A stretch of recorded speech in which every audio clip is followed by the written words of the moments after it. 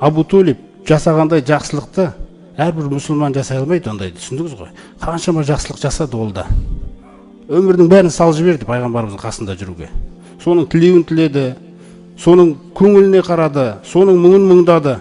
Бірақ Алладан басқа тәңір жоқ деген сөзді айтпады. Алла тағаланың хақысы берілмегеннен кейін ешкім болыса алмайды. Содан мен дейді болысып жеткен нәтижем дейді. Инна ахуанан наси яумал қиямати азабан. Қиямет күні азабы ең жеңіл адам дейді. Мән якуну лаху нағлайни.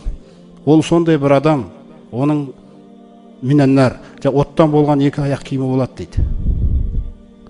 Сол оттан болған екі аяқ киімді кигенде, жаңағы яғле минху димағуху, одан оның миы қайнайды дейді. Бұл тозақтағы ең жеңіл азап дейді. Қараңыздар. Соқтан шапағат мәселесі өте үлкен мәселе, құрметті жамағат. Біз мысалы қазір бір-бірімізді менсінбей жүргендей күйде боламыз кейбір мұсылмандар. Қаматтың күшімен тұрамыз. Одан кейін бір-бірімізді көп керек қыла бермейтін адамдар да сияқтымыз біз.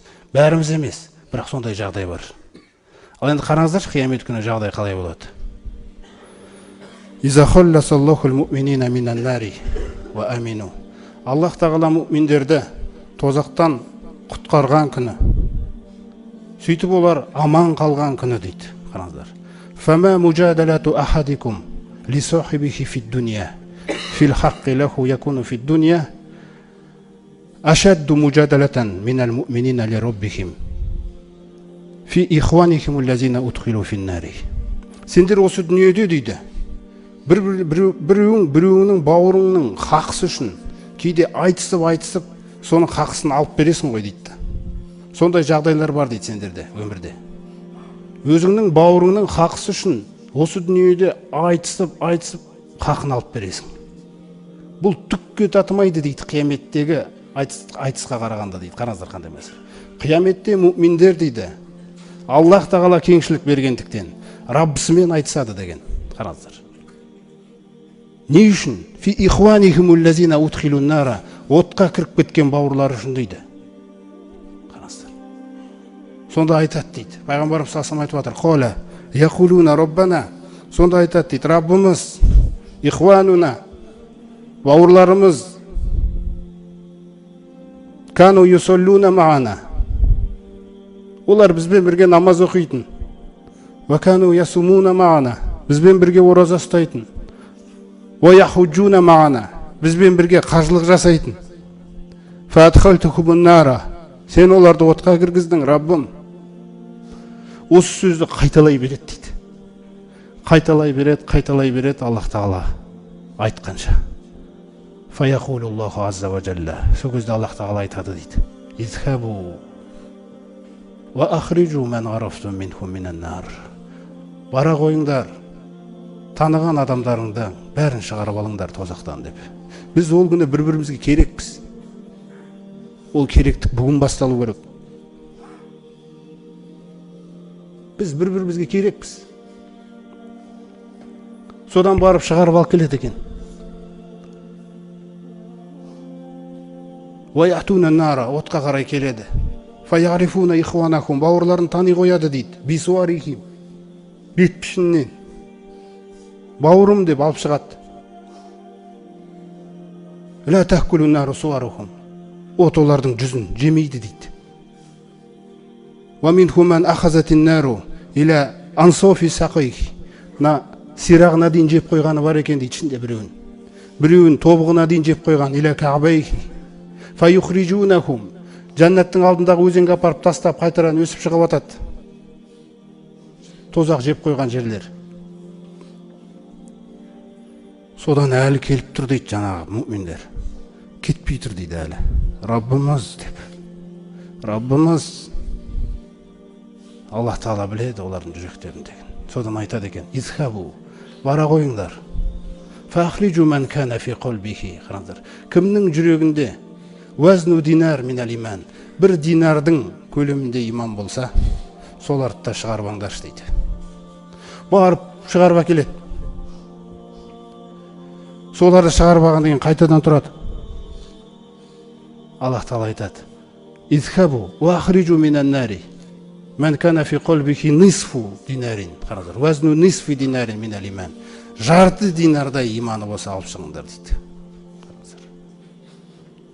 Содан ана мүминдер, Алла үшін мұсылмандар бір-бірін жақсы көрген, әлі кетпей тұр дейді ана жерден. Тақуа болсаң, осындай дәрежедегі, осындай нәрсе үшін тақуалыққа ұмтылу керек та. Қараңыздар, қандай мәселе. Содан Аллах тағала айтады екен: "Изхабу, бара қойыңдар. Ва ахриджу мен кана фи қалбихи мисқала хаббатин мин хардал." Бір бидайдың салмағындай иман көрсеңдер шығарбаңдар дейді. Соларды да барып шығарып әкеледі. Абу Саид ал-Худри риwayat етіп жатыр бұл хадисті. Сода Абу Саид ал-Худри осы нәрсені айтып отырып, қараңыздар, егер де сенбесеңдер бұл сөзіме, онда Алла тағаланың Құрандағы мына аятын оқыңдар дейді. Инна Аллаха ла язлиму мисқала зарра. Ниса сүресінде Алла тағала айтады: Аллах тағала тозаң салмағындай да әділетсіздік жасамайды дейді сендерге. Егер де ла илаха иллалла сау болса. Көрдіңіз бе қандай мәселе? Түбінде жаңағындай шығар болады екен. Сондай-ақ Аллах тағала Ниса сүресінде тағы мынаны айтты дейді Абу Саид ал-Худри: Инна Аллаха ла яғфиру айюшрака бихи. Аллах тағала ешқашан кешірмейді өзіне серік қосылуды. Ва яғфиру ма дуна залика лиман яша.